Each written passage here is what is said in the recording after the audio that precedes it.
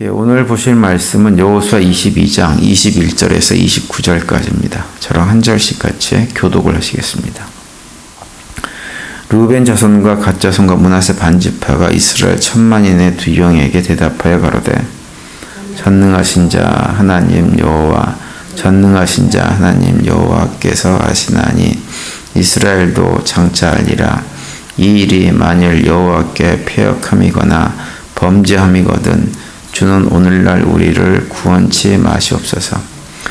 우리가 단을 쌓은 것이 돌이켜 여호와를 쫓지 아니하려 함이거니와 혹시 그 위에 번제나 소제를 드리려 함이거나 혹시 화목제물 드리려 함이거든 여호와는 친히 벌하시옵소서.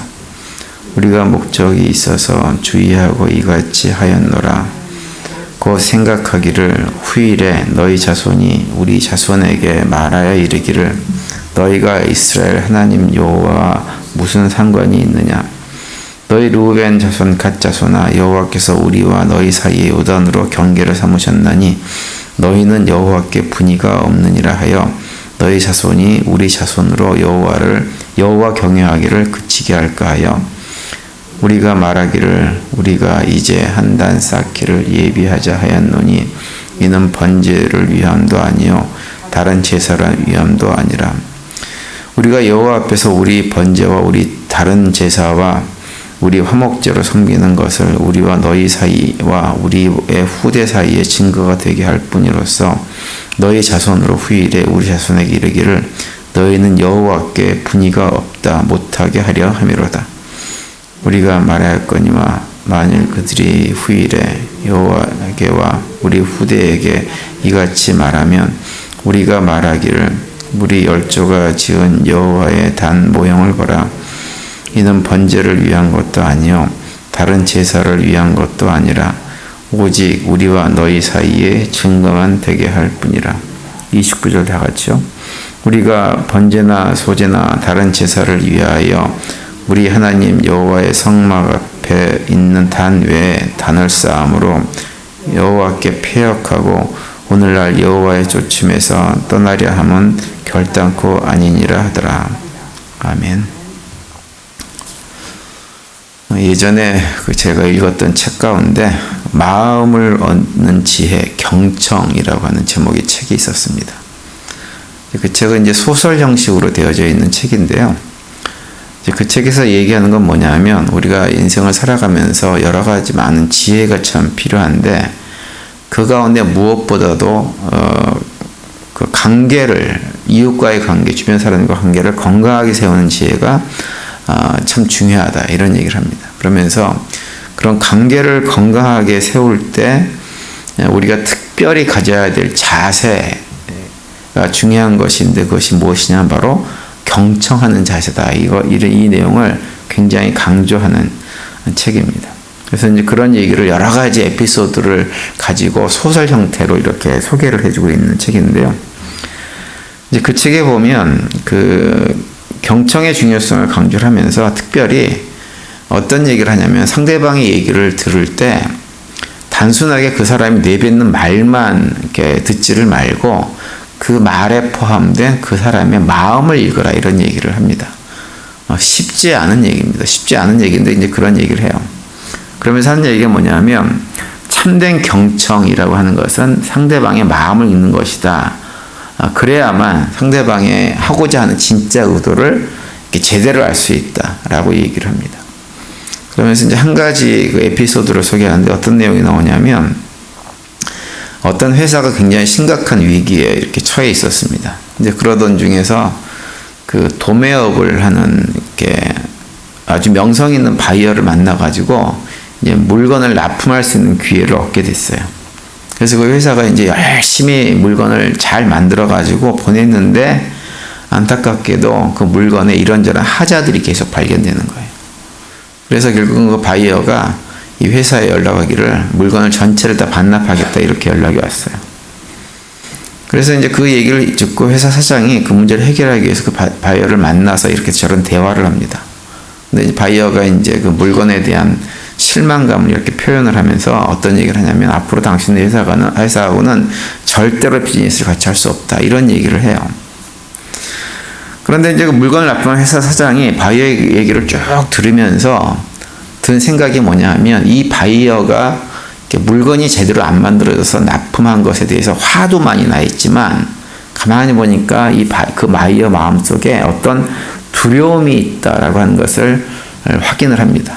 어떤 두려움이냐면 그 바이어는 이번에 자기가 이렇게 잘못된 계약을 해가지고 물건이 잘못된 것이 오고 그걸 납품해야 되는 이런 어떤 상황 속에서 그동안에 자기가 그 업계에서 쌓은 명성이 있는데 그 명성이 와르르 다 무너질지 모른다고 하는 그런 두려움이 그 바이어에게 있는 것을 이렇게 알게 되어집니다. 그래서 사장이 그것을 읽고 그 바이어로 하여금 그런 두려움에서 벗어날 수 있도록 도와줘요. 그러면서 자신들이 최대한 빨리 물건을 다시 만들어가지고 당신의 명성에 조금도 해가 되지 않도록 우리가 만들어주겠다 약속을 해요.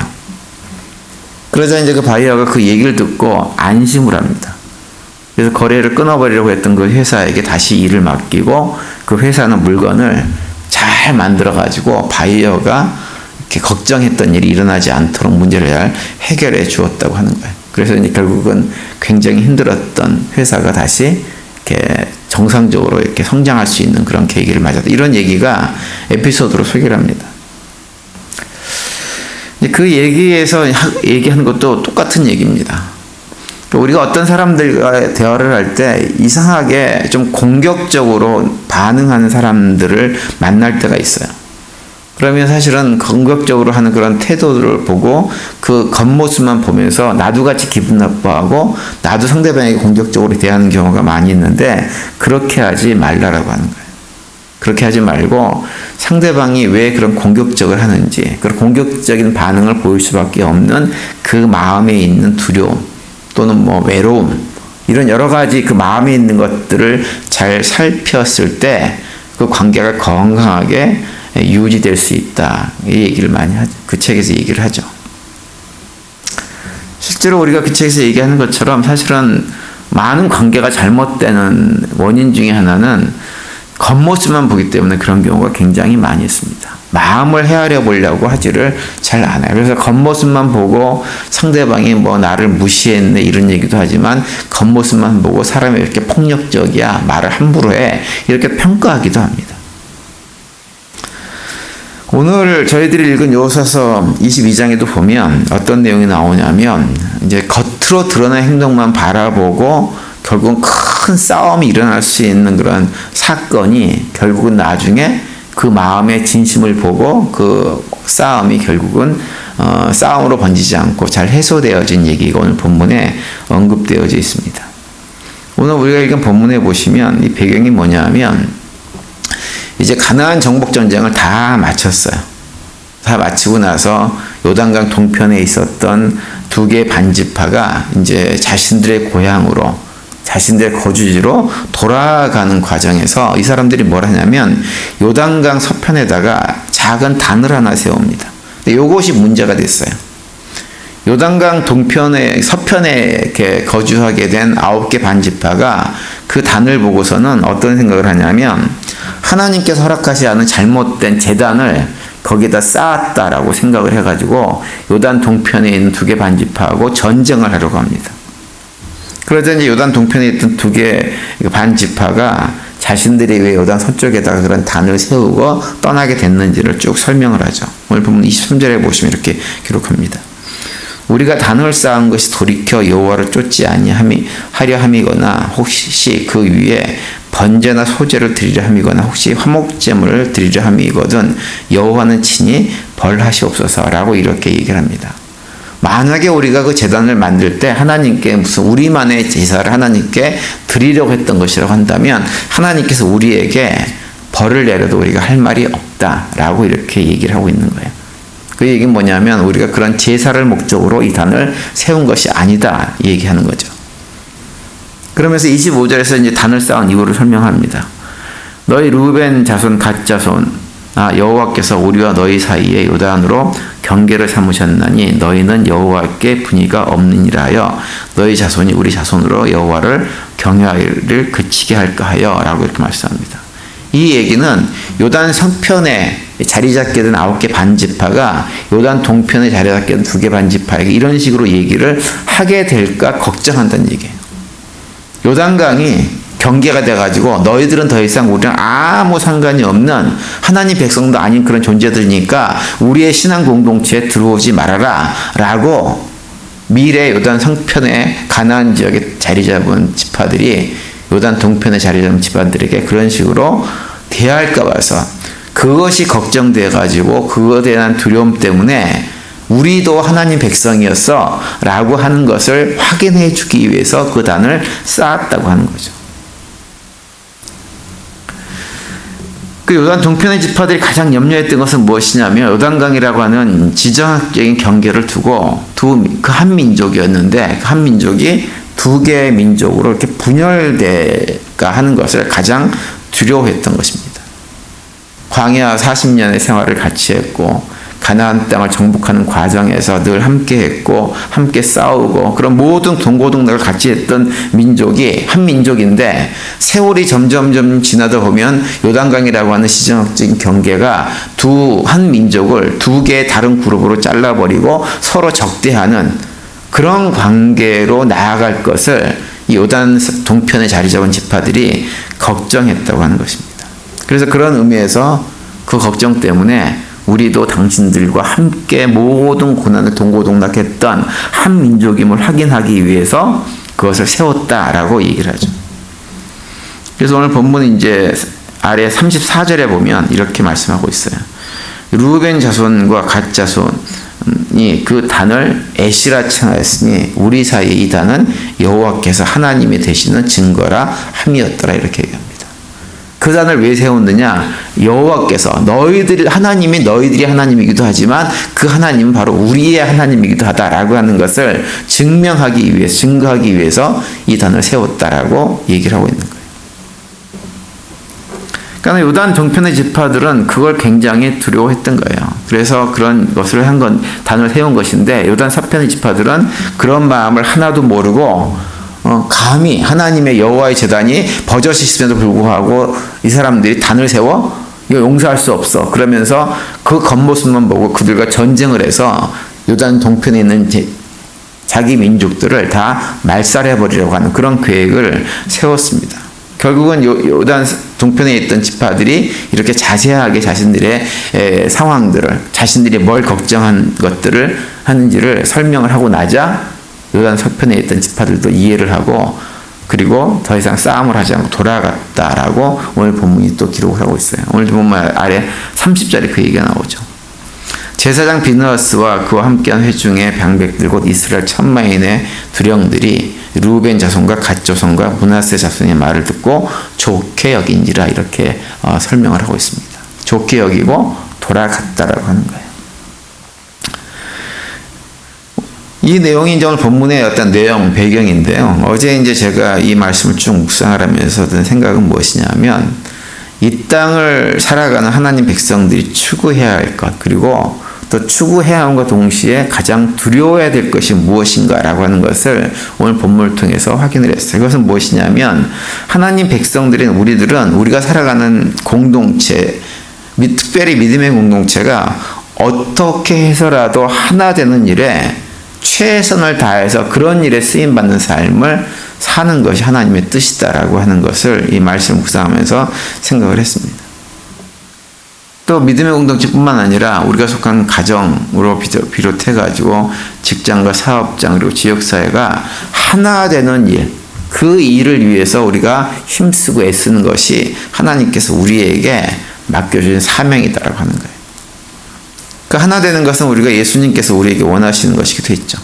그래서 예수님께서 요한복음 17장에 보면 하나님에게 기도하면서 하나님 백성들이 하나 되게 해달라고 간절히 기도하는 장면이 나옵니다. 요한복음 17장 22절 보시면 내게 주신 영광을 내가 저희에게 주었사오니 이는 우리가 하나 된 것 같이 저희도 하나가 되게 하려 합니다. 아버지와 아들이 하나 된 것처럼 그 하나됨은 어떠한 것으로 나눌 수 없는 하나됨입니다. 그런데 그 어떠한 것으로도 나눌 수 없는 아버지와 아들이 하나 된 것처럼 예수님의 제자들이 세워나갈 공동체, 저들의 삶도 온전히 하나 될 수 있도록 해달라고 지금 강구하고 있는 거예요. 그러면서 23절에서 이렇게 기도하세요. 곧 내가 저희 안에 아버지께서 내 안에 계셔서 저희를 온전함을 이루어 하나 되게 하려 함은 아버지께서 나를 보내신 것과 또 나를 사랑하신 같이 저희도 사랑하신 것을 세상으로 알게 하려 함이로소이다. 이렇게 얘기합니다. 사랑으로 하나 되어진 것, 하나 된 자체가 목적이 아니라 궁극적으로는 그 하나됨을 통해서 하나님께서 우리를 사랑하셨다는 것을 세상으로 알게 하기 위해서 저들이 하나됨을 잘 지킬 수 있도록 해달라고 하나님께 기도하고 있는 것입니다. 우리가 해야 될 것이 바로 그것이에요. 어떤 이유로도 갈라지고 찢어지는 일은 하지 말아야 됩니다. 아무리 힘든 일이 있고 어려운 일이 있어도 우리가 갈라지고 찢어져 버리면 그것을 통해서 나타나는 것은 뭐냐면 하나님의 사랑을 증거할 길이 없게 되어집니다. 힘들고 어려워도 어떻게든 하나 되려고 애쓰고 수고하고 하는 모습을 가질 때, 저기는, 저 공동체는 그래도 서로 간에 하나님의 사랑으로 하나 되려고 애를 쓰는구나. 하나 되는 거 쉽지 않은 일이에요. 어려운 일이에요. 어려운 일이지만 하나 돼 보기 위해서 애를 쓰는구나. 그래서 저것이 하나님의 사랑이구나 라고 하는 것을 세상 사람들이 그래야 알 수 있는 거예요. 그래서 우리 어떤 일이 있어도 하나됨을 포기하지 말아야 됩니다. 마치 포도나무 가지가 포도나무에 딱 달라붙어 있는 것처럼 예수님을 우리의 주인으로 모시고 그분 가지, 나무에 딱 달라붙어 있는 가지처럼 가지에 달라붙어서 하나 되는 그 일을 위해서 최선을 다해야 되는 거예요. 하나님께서 하나 되게 하신 것을 인간이 나눌 수 없다라고 말씀하신 것은 결혼 생활하는 가족만 말하는 게 아니에요. 공동체도 마찬가지예요. 공동체도 하나님께서 하나 되게 하셨기 때문에 우리가 분열되고 나누어지고 찢어지는 것에 대해서 요단 동편에 있던 지파들이 두려움을 가졌던 것처럼 우리도 두려움을 가지고 그 하나 되게 하기 위해서 최선을 다하는 것, 그것이 믿음의 자녀들이 우리들에게 하나님께서 기대하시는 것입니다. 따라서 오늘 하루 또 지내시면서 우리의 마음을 좀 점검해 보시기 바랍니다. 그리고 나는 그 하나됨을 위해서 어떤 수고를 마다하지 않고 있는가라고 하는 것을 점검해 보시고 오늘 하루 또 지내시면서 우리가 하나됨을 위해서 상대방 얘기도 깊이 들어주고 그 마음도 헤아리고 점검하는 가운데 하나됨으로 귀하게 쓰임받는 우리 모두가 될 수 있게 되기를 간절히 바랍니다. 오늘도 그런 고백 가운데 믿음으로 승리하시고 또 주님께 주시는 평강과 은혜가 넘치는 복된 하루가 되시기를 간절히 축원드립니다.